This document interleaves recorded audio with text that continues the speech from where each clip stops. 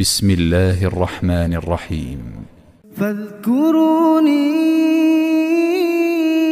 أذكركم واشكروا لي ولا تكفرون.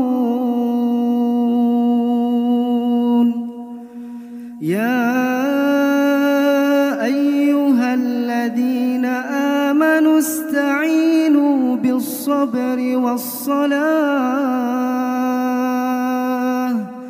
إن الله مع الصابرين.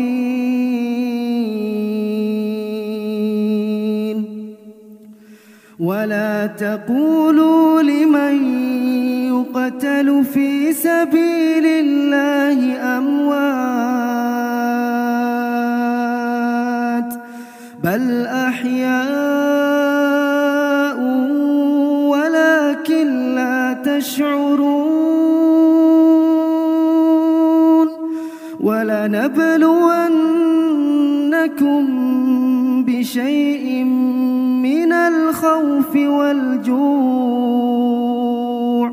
ونقص من الأموال والأنفس والثمرات وبشر الصابرين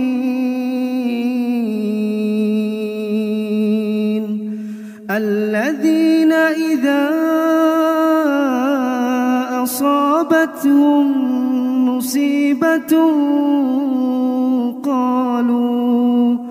قالوا إنا لله وإنا إليه راجعون.